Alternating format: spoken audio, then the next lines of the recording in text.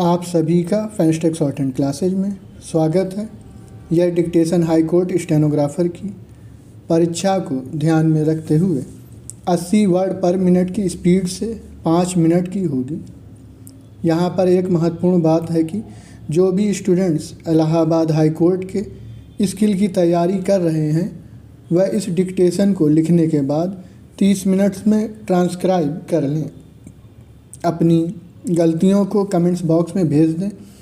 आपको आपके मार्क्स बता दिए जाएंगे। स्टेनो से रिलेटेड जानकारी के लिए हमारे टेलीग्राम चैनल को ज्वाइन कर लें। आप सभी लोग तैयार हो जाएं। डिक्टेशन स्टार्ट होगी 5 सेकंड बाद।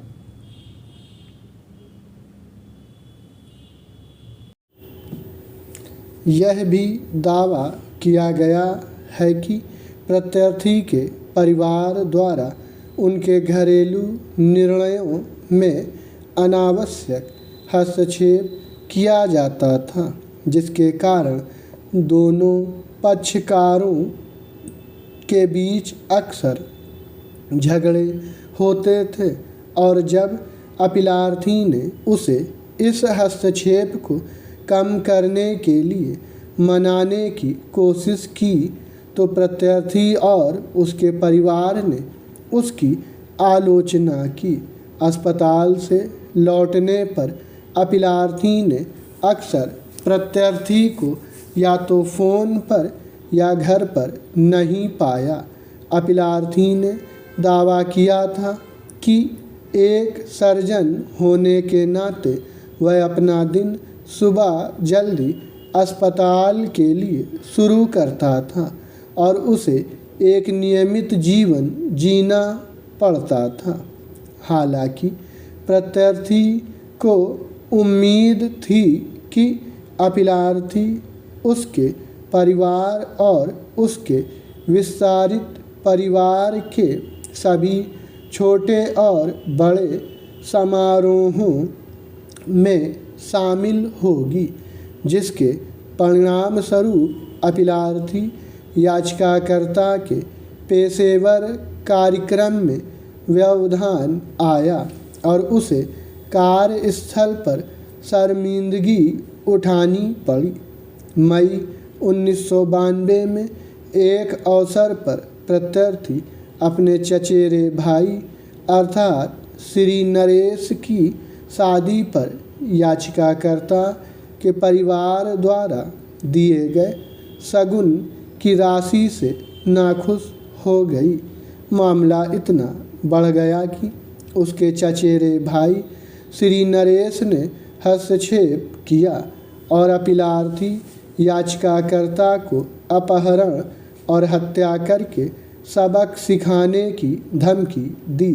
उन्होंने आगे दावा किया कि प्रत्यार्थी को अपीलार्थी के प्रति कोई सम्मान नहीं था, जो अपने भाइयों एवं परिवार के सदस्यों के साथ मिलकर अपीलार्थी याचिकाकर्ता का मजाक उड़ाती थी और चिकित्सा के पेशे को नीचा दिखाती थी तथा दावा करती थी कि डॉक्टर हमेशा गरीब होते हैं और अपनी ज़रूरतें पूरी करने के लिए कड़ी मेहनत करते हैं।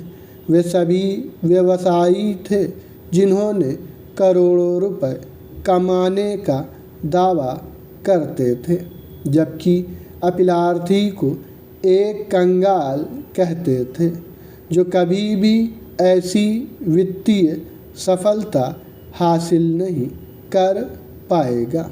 पैरा अपीलार्थी ने दावा किया था कि प्रत्यार्थी कभी भी वित्तीय बोझ को साझा नहीं करना चाहती थी।